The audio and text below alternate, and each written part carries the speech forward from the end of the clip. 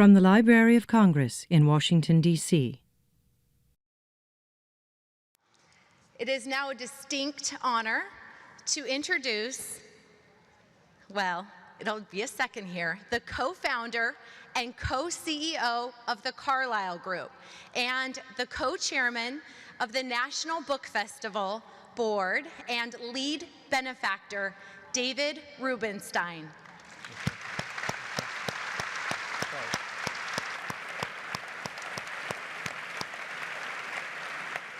So, we're very honored today to have Doris Kearns Goodwin as our special guest. And before I give her background for a moment and start some questions, how many people here have read a book by Doris Kearns Goodwin? Okay. Hooray! All right. How many people have read 2 books? 3 books? 4? 5? 6? All of them. Okay. How many people are going to buy her book today and get it autographed? Okay.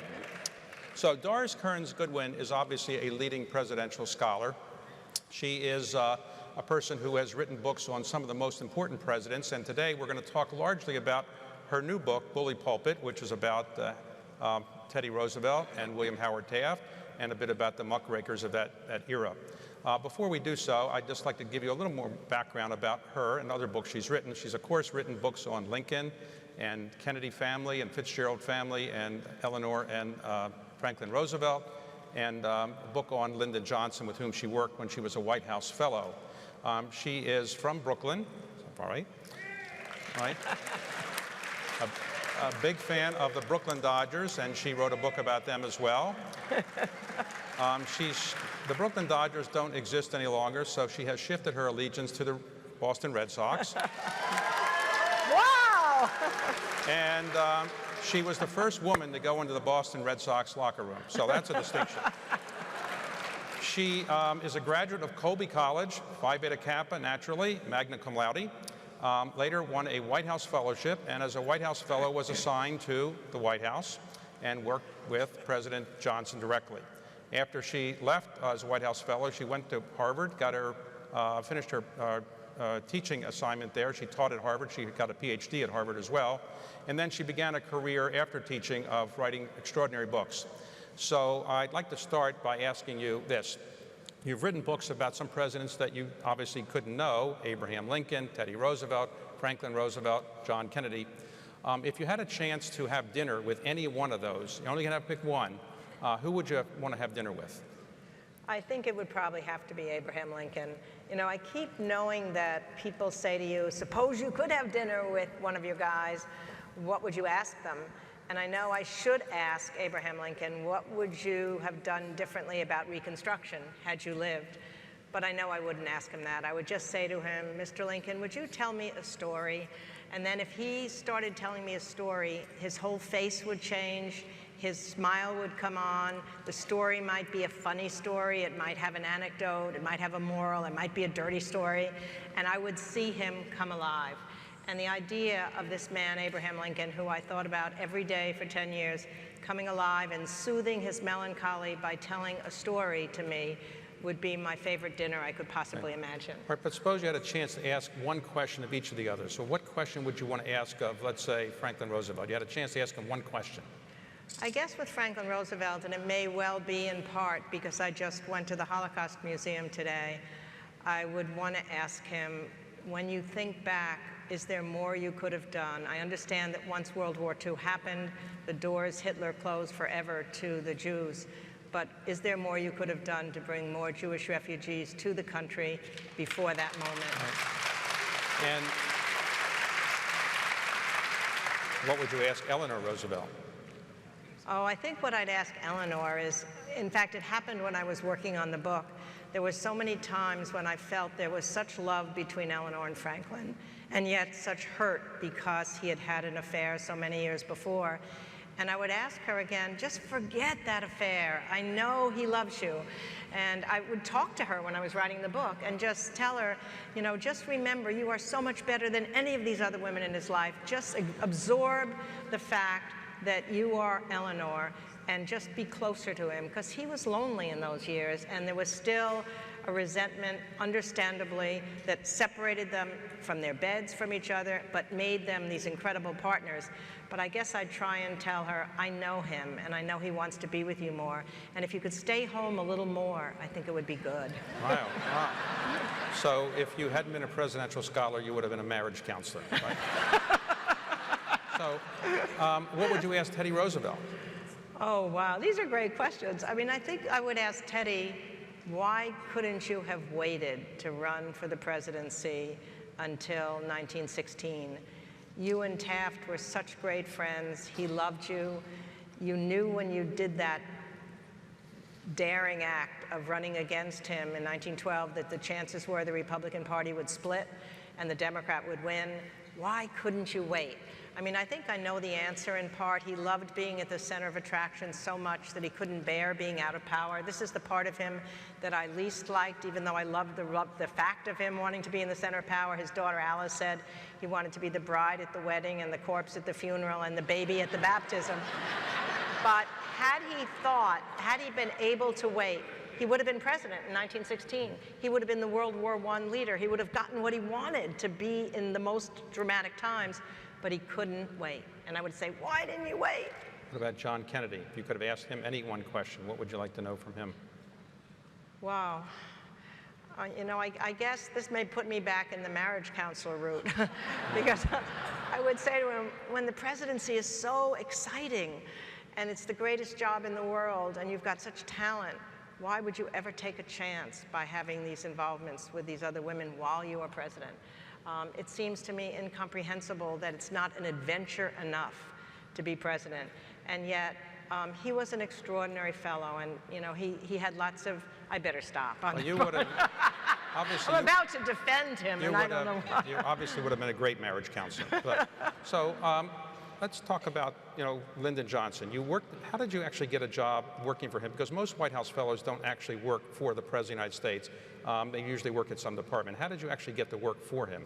There's no question that every part of my career as a presidential historian goes back to Lyndon Johnson.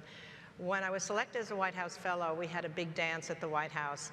And he did dance with me. It wasn't that peculiar. There are only 3 women out of the 16 White House fellows. But you're right, you could have been assigned anywhere in the White House. But he whispered to me that night as he was twirling me around the floor that he wanted me to be assigned directly to him. But then it was not to be that simple, for in the months leading up to my selection, like many other young people while I was a graduate student at Harvard, I'd written an article against him, which unfortunately came out in the New Republic because I was involved in the anti-war movement, with the title, How to Remove Lyndon Johnson from Power.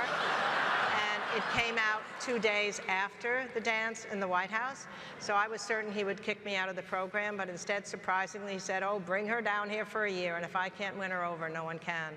So I did eventually end up working for him in the White House. Not right away. I was sort of persona non grata for a while and worked for this fabulous man, Secretary Wirtz, in the Labor Department.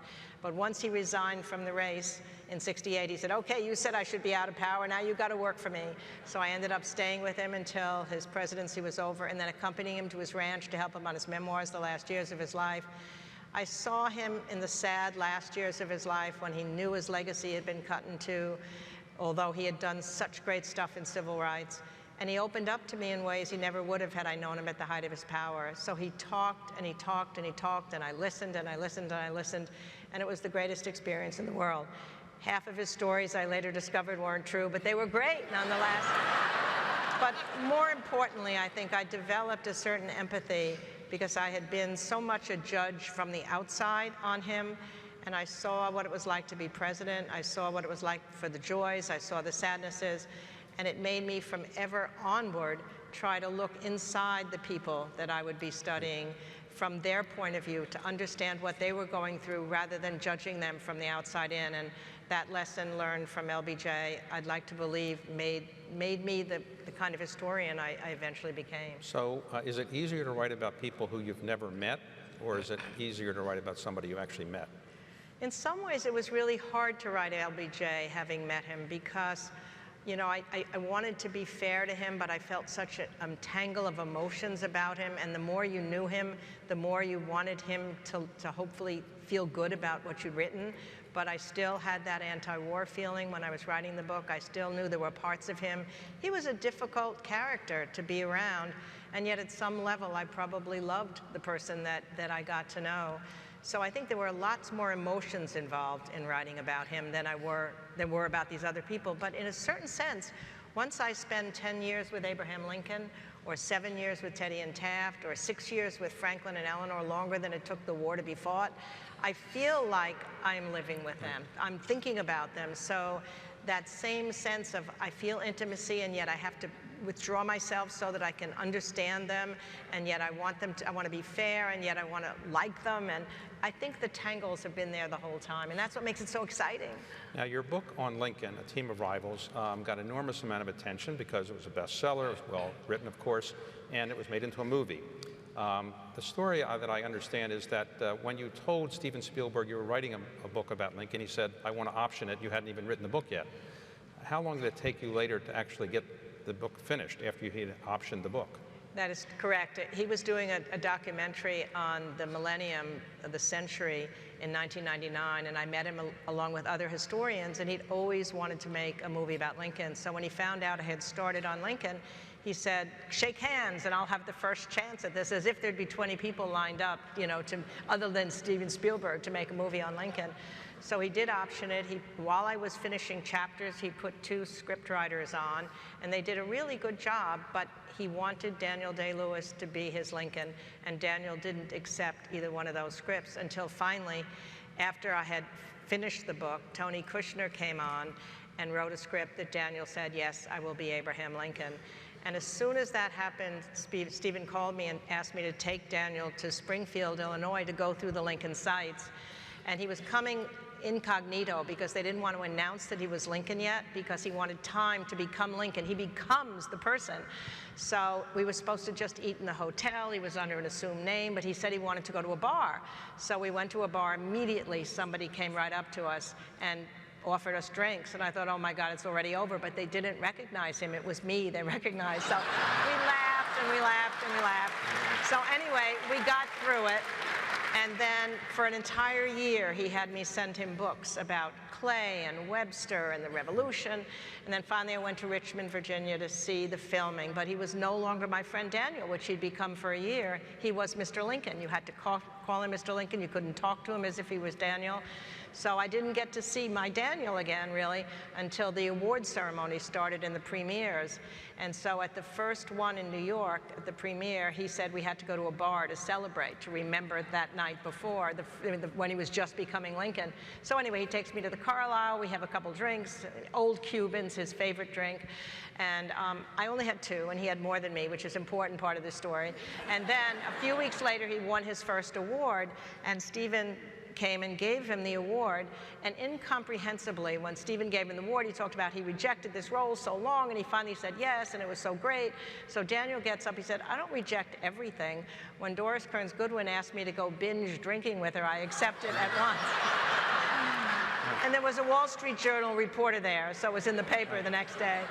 But it was a great adventure. Here I saw this man walk the way we knew Lincoln walked, only because somebody told us that he walked like a laborer coming on at the end of a hard day. He talked with that high-pitched voice, which we knew because somebody told, not because we'd ever heard it.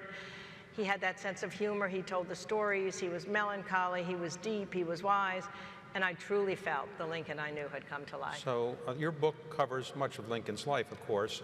Were you surprised that the movie actually only covers about 4 pages of the book on the 13th Amendment? Were you disappointed, or that only such a small part was covered, or you thought that was appropriate? No, on the contrary. I mean, what happened is that Spielberg, when Tony Kushner started, he had 600 pages, and it covered more of the book. And then it got down to 500 pages. It had to be 200 pages for a 2-hour movie. And what they found, and this is not something I could have found, it shows that a visual person is different in a way from the wording person that I am. They found a story within the story. And the story of his political genius in getting the 13th Amendment passed was the larger story that I had told about his political genius. The person I knew who was Lincoln was there.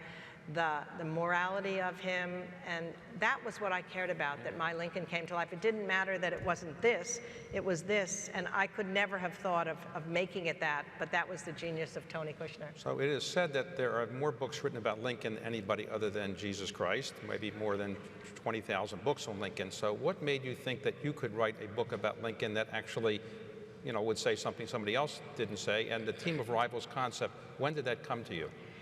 To be honest, when I started to write about Lincoln, it was terrifying precisely because of the question you're asking. 14,000 books have now already been written about him, and I knew there were Lincoln scholars who I'd met who had spent their whole life on Lincoln, and I was a rookie going back to the 19th century.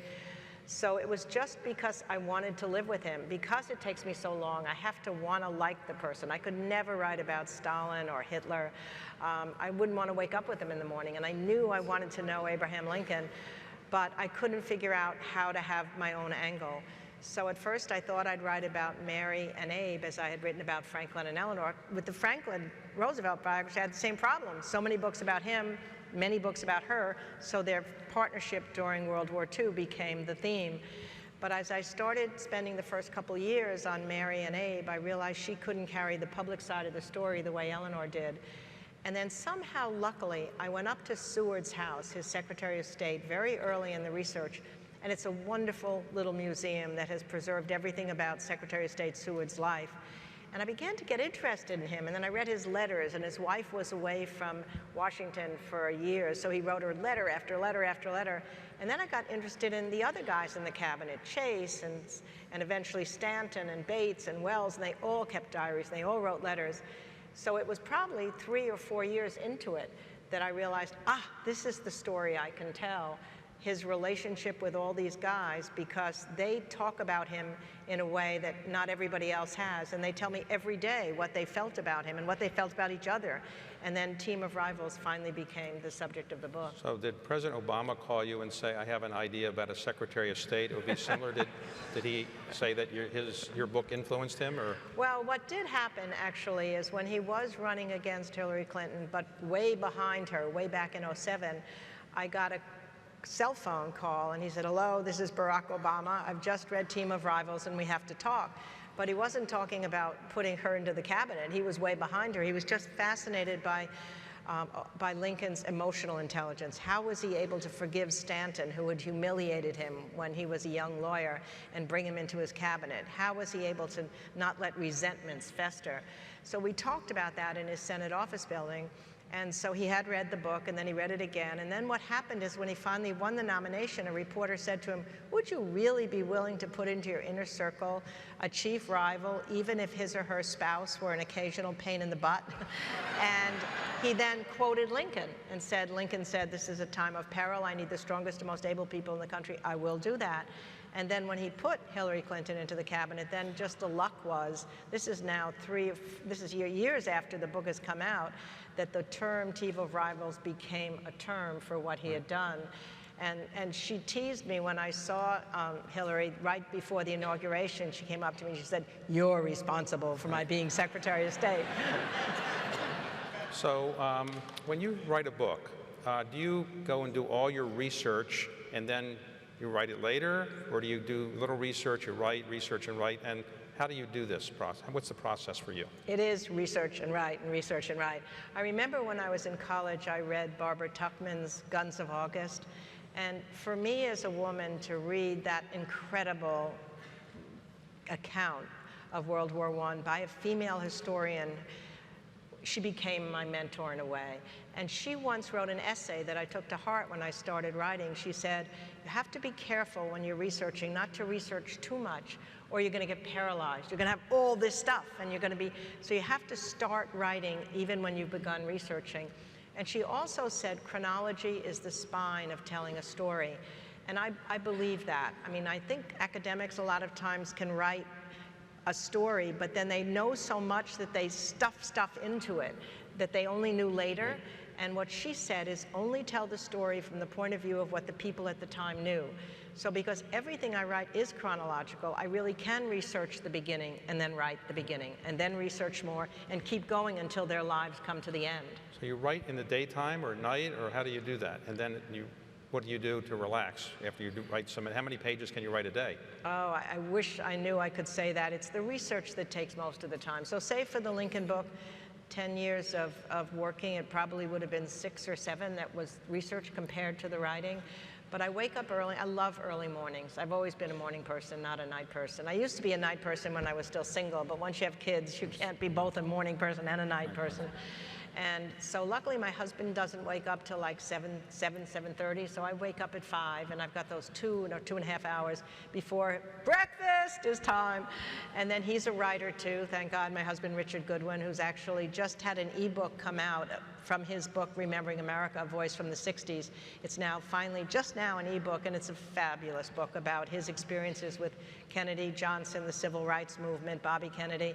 So he's writing in one part of the house, I'm writing in another, and we work until 1 o'clock or so, and then we go to lunch. We go to lunch in Concord, the town we live in, bring the newspapers, which I try not to read in the morning because I just want that span. Right. Then we come home, I write some more until dinner, and then every night, our relaxation, if we're not going to a ball game, we have season tickets to the Red Sox. If I'm not going to a ball game, is to go to dinner where we have a couple local bars in Concord. This is going to be the bar stories.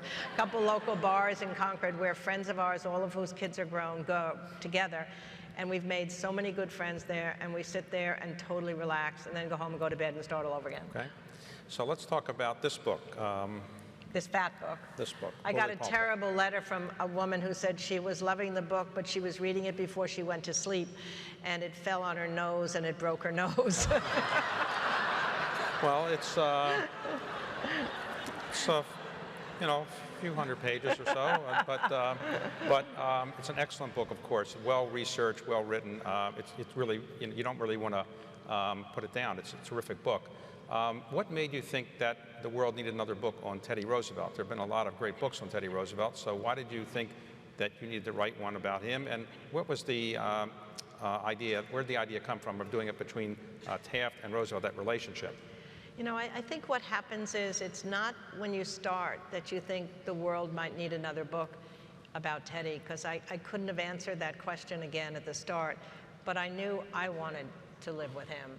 I'd given a seminar when I was teaching at Harvard when I was young about the progressive era, and that time had always interested me, that wonderful era where you've got the robber barons at the turn of the 20th century, and you've got the Industrial Revolution, and you've got all those inventions that are happening, you know, the telephone and the telegraph. It's just such an exciting era.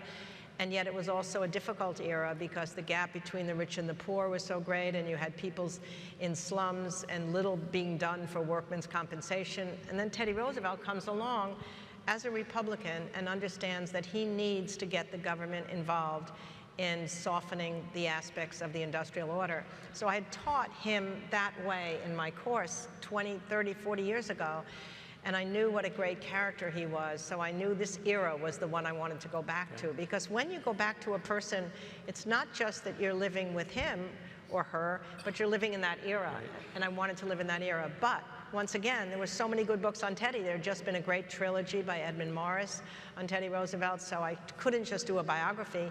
So I was searching around for what can my new angle be, and I found early on these 400 letters between Teddy and Taft.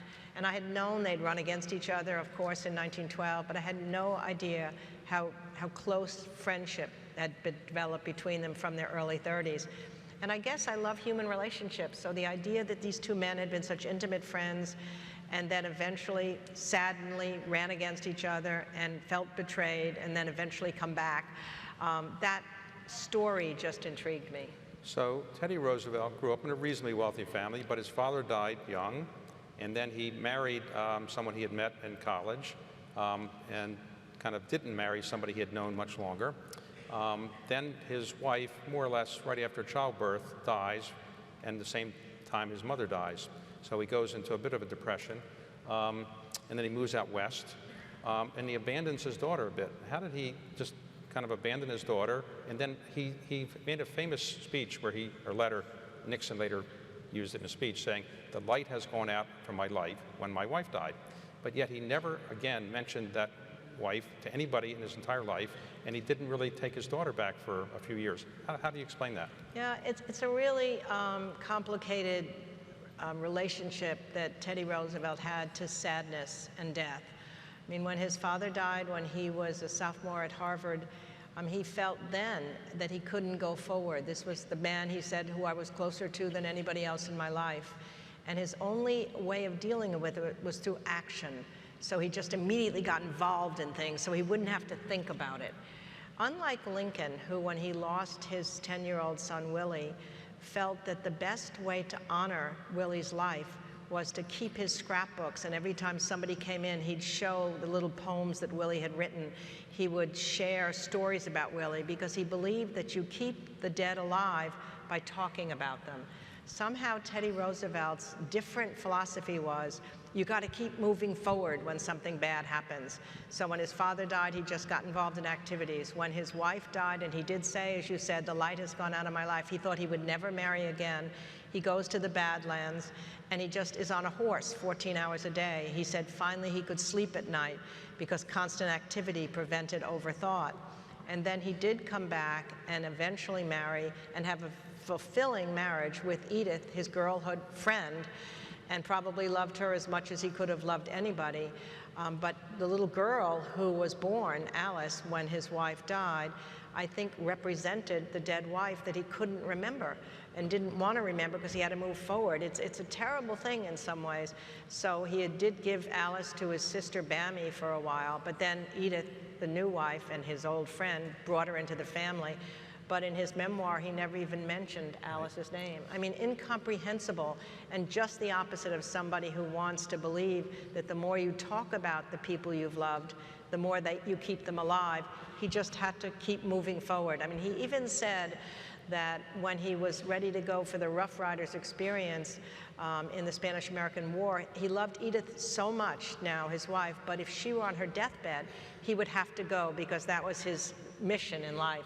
So there's a hardness in him as well as a sentimental soft side that I could never quite figure out. Explain this. He was a civilian, and the Spanish-American War goes forward, and he volunteers to go down there and lead a troop of civilians. How did that happen? And we don't have civilians kind of just doing that today. How did he happen to do that? And did he kind of exaggerate what he did down there, and that led to his becoming governor because of the reputation he developed down there? Was that a well-deserved reputation? And what was he doing leading a civilian group up the mountain? Well, in those days, you really did volunteer for the Army in a way. The Army was so much less a part of our lives. I mean, similarly in the Civil War, a lot of those generals started out just being politicians, and then they became generals. So he offered to raise a regiment, which he did. He was under a general at the beginning, but then eventually when he went up the hill, Kettle Hill, he did show courage. There's no doubt about that. When he was a child, he said he was afraid of everything, and the only way to get away from the fear was to try and do the things you're afraid of. So they're marching up the hill, and the Spanish are on the top of the hill, and they're being mowed down by bullets because they're going too slow. So he gets on his horse, and he's got a red bandana, and he moves the troops forward. He could have been the best target for the bullets. And the journalist was there writing about him, and he gets them to the top, and eventually they do overtake the Spanish. So there was raw courage there, there's no question. But it was also the fact, I think, that what touched the country was here are these Rough Riders, and they're both cowboys and bad guys from the West, and then there are these Harvard and Yale elites. He brought together this motley group, and so it captured the imagination of the country. All right, that helped him get elected governor. Without a question. And he gets elected governor, but then his party thinks he's a little bit too tough on business, so they promote him to maybe being vice president under McKinley. And then he becomes vice president, but then what happened? He didn't really enjoy being vice president. He was thinking of giving it up, and then what happens to McKinley? Oh, I mean, he hates being vice president. In fact, he was going back to study law. He was so bored. There was nothing to do while he was vice president. And he said that at the time, you thought you were being put into a dead end. Vice president was not the stamping point toward the presidency that it has later become. And then, of course, McKinley is shot on September 6th of 1901, and it catapults and changes the whole trajectory of Teddy's life, and he becomes the thing he would have always wanted to be, the youngest president of the United States. So he becomes president at the age of 42. Right. Taft was at that time the governor of the Philippines, appointed by McKinley, and he was doing a great job there, but they had met before, Taft and Roosevelt, and they had bonded, even though they were different. How did they develop an even closer relationship when Roosevelt was president, and what did he do with Taft in terms of bringing him back? Well, what had happened is when they were both in their 30s, when Taft was Solicitor General and Teddy was Civil Service Commissioner, they lived near each other. Their wives knew each other. Their children were the same age. And they used to walk to work together all the time. And it's a wonderful thought of just the picture. Somebody described it, you know, Teddy walking with all this energy, Taft even big, even then, you know, sort of listening to Teddy, who's much shorter and much more, you know, energetic than he. But they developed, I think, in part because they saw in each other the things they didn't have. Taft saw in Teddy that fighting spirit that he might not have had. Teddy saw in Taft a person that everybody loved the minute they met him. He was so kind and so gentle and so good. And then when he did become Governor General of the Philippines, the very job Teddy wanted, Teddy was so jealous of him, he definitely would have given up the vice presidency in 2 seconds to become Governor General of the Philippines. And Taft did a good job over there. They kept writing letters, and then he finally brings him back to his cabinet as Secretary of War, as his most important counselor. And he becomes really the closest person to him during his presidency.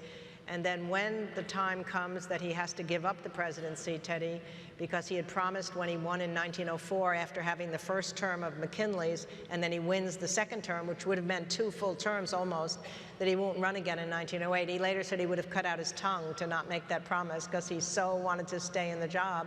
But instead, he has his successor, Taft, he thinks groomed for the job, and he runs his campaign. He's giving him all sorts of advice. Don't play golf. You know, it doesn't look good to the working class. It's a dude's game. You know, don't get on a horse. You weigh 350 pounds. It's not good for the horse.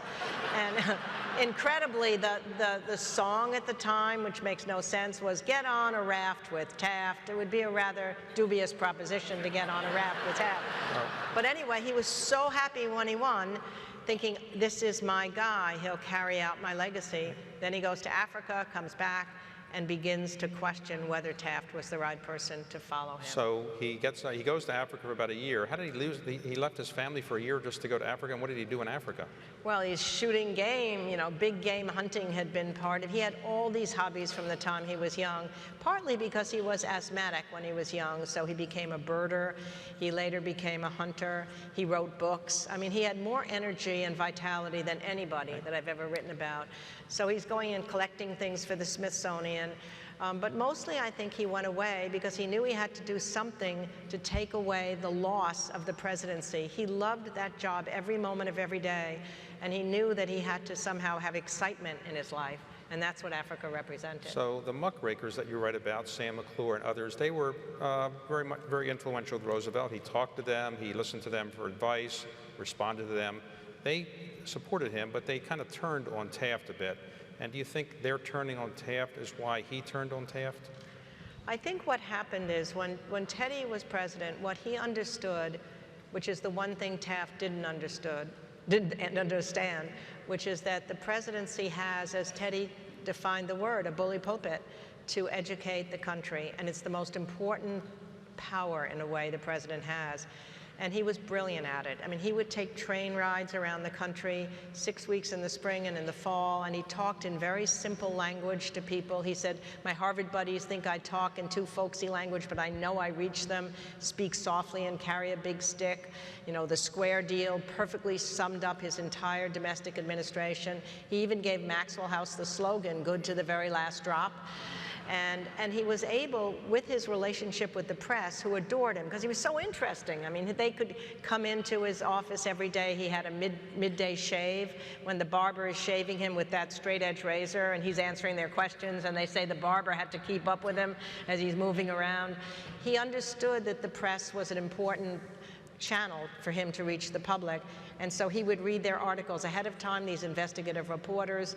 They would be able to criticize him. He would criticize them, a very unusual set of relationships, which few politicians can have. And what happened is that And it was partly because he had a certain sense of self-deprecatory humor. In fact, there was a journalist who wrote about his Rough Rider experience, saying he put himself in the center of every action, that he should have called the book Alone in Cuba. And so what does Teddy do? He writes, the journalist said, "I regret to tell you that my wife and my entire family loved your title for my book. Now you owe me one. You have to come and meet me." So Taft tried to carry out Teddy's progressive legacies. He tried to get a tariff bill through. He tried to deal with making laws out of Teddy's executive orders on conservation, but he never understood the public side of the press. He hated giving speeches. He waited till the last minute to give a speech. He sometimes said things in the wrong way. He didn't really move the Congress, and he didn't have the relationship with the press that he had. So the presidency was kind of drifting, and the progressives were moving forward, even further forward than Teddy was at the time.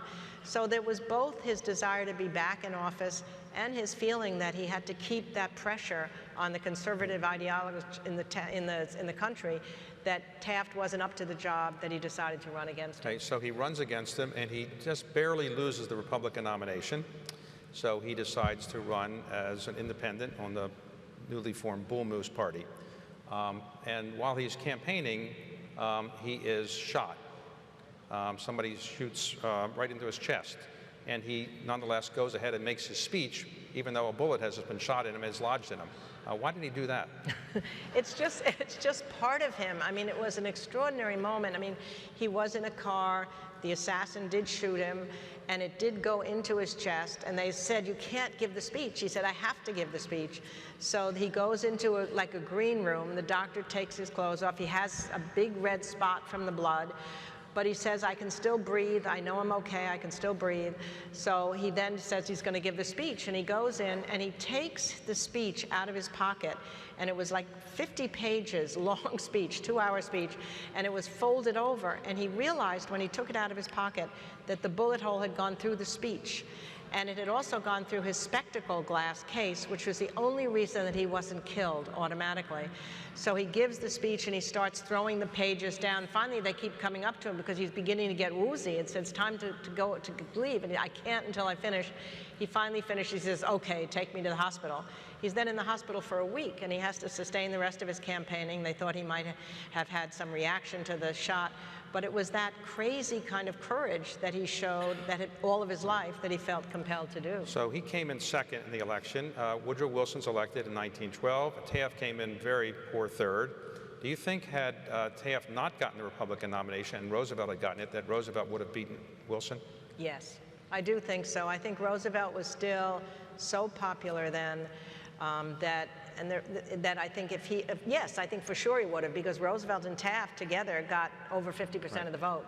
And so I think it would have happened. I mean, the sad thing was that because he did this, I know you and I know about this guy. The guy who really got so into my emotional head when I was writing this book was a man named Archie Butt, who had been the military aide for Teddy before becoming the military aide for Taft. And again, what you look for as an historian are letters and diaries, and this guy wrote letters to his family every single day, and he loved both Teddy and Taft. And so he was despairing when it turned out. He stayed on with Taft, and Teddy thought that was fine at first because they were friends. And then when Teddy started running against him, he felt he was torn in two, and he was so depressed that he was beginning to lose some of his vitality. So Taft said, "You better take a vacation. You need to relax." And he said, "Okay, I'm going to go for a while, but I'll be back before this heats up." But then, as it turns out, when Teddy finally announced that he was running against Taft, it had been rumored up till then, Archie Butt says, "I can't leave you now. I know you need me." And Taft says, "Go now. It'll be fine. You'll be back in time." He goes to Europe, and then he comes back on the Titanic, and he died. Right. And for Taft, it was yet another blow. He said, "Every time I look in the room, I think he's coming in. I miss him every single moment." But those letters are absolute treasures in showing how Taft especially felt betrayed and saddened by his great friend Teddy running against him. So to me, the most poignant part of the book is Taft and Roosevelt were enemies, even though they had been friends for so long. So after the election, Wilson's president, Taft and Roosevelt don't talk at all. And Taft tries to talk to Roosevelt, but Roosevelt ignores him. and then finally they meet by happenstance in a hotel. What happened then? I was so happy this happened. You know, what happened is when I finished the book up to 1912, I just didn't want to end it with this sense of betrayal. But I didn't really know what their relationship had been like past that. So I followed them in 1913 and 14 and 15 and 16, and people brought them together, but it was always, as Taft said, like an armed neutrality. But then in 1918, Teddy was in the hospital with an operation that Taft had once undergone, and he wrote him a letter saying, I know how painful this is, and Teddy wrote him back, and it softened things a little bit. And so it just happened then, some months later, by happenstance, they were both at the Blackstone Hotel in Chicago. And when Taft checked in, the elevator operator told him Roosevelt was in the restaurant eating alone. So Taft said, well, then bring me down immediately. And he walked over to Roosevelt, and the whole room, 100 people are dining in the room. And he says, I'm so glad to see you. They throw their arms around each other, and Teddy says, please sit down, and the entire restaurant claps. And luckily, there was a journalist there to record this. And I was thinking, yes, I have my ending. And then what happens is only 6 months later, Teddy dies. You know, he's only 60 years old, and he dies in his sleep at night. And there's a private funeral, and Taft is an honored guest at that private funeral. And he comes and stands at the grave longer than anyone else and tells Teddy's sister, I don't know what I would have done if we hadn't come together before he died. I've loved him all my life. So I mean, it's ridiculous to say you want a happy ending, but you want an ending that somehow sums things up. Like, for example, I couldn't bear the idea of Lincoln dying at the end. So knowing that what mattered to him so much was to be remembered after he died, from the time he was young, that was his greatest dream, that his story would be told. When I found this incredible interview with Leo Tolstoy given to a New York newspaper at the turn of the 20th century, I knew, yes, this shows that he was remembered even then. Tolstoy told about having gone to a remote area of the Caucasus where there were a group of wild barbarians who had never set foot outside of this little part where they were living. So they were so excited to have Tolstoy in the midst, they asked him to tell stories of the great men of history. He said, I told them about Napoleon and Alexander the Great, Frederick the Great. But before I finished, the chief of the barbarians stood up and said, but wait, you haven't told us about the greatest ruler of them all. We want to hear about that man who spoke with the voice of thunder, who laughed like the sunrise, who came from that place called America that is so far from here. If a young man would travel there, he'd be an old man when he arrived. Tell us of that man. Tell us of Lincoln. So Tolstoy told him everything he knew about Lincoln, and then said, what made him so great after all? Not a great general, not a great statesman, perhaps as Frederick the Great, but a greatness consisted in the integrity of his character and the moral fiber of his being. So then I knew, here's the ending for that book. So you're always looking somehow to make it all come full circle. So what is your next book going to be? So, well, right now I'm doing two things. I'm working on what might be potential movies about Teddy and Taft, because Spielberg has bought the rights for the Bully Pulpit, for maybe a movie, maybe even a miniseries. And so I'm trying to think about the Muckrakers as a possible miniseries. Ida Tarbell is my favorite character, and the idea of this great female investigative journalist. And then the relationship between Teddy and Taft. But then for a book, I mean, at this stage of my life, I don't think I can afford 10 years on Millard Fillmore or Franklin Pierce. And there's no big person, you know, to go back to easily. So I'm bringing all my guys in the room at the same time, and I'm going to write about leadership. I mean, that's really what I care about underneath it all. So it'll be, oh, thank you. We're just starting. After you finish that book, I hope you will do a great service for America by writing an autobiography about your own life, because it's quite extraordinary. So thank you for everything you've done. This has been a presentation of the Library of Congress. Visit us at loc.gov.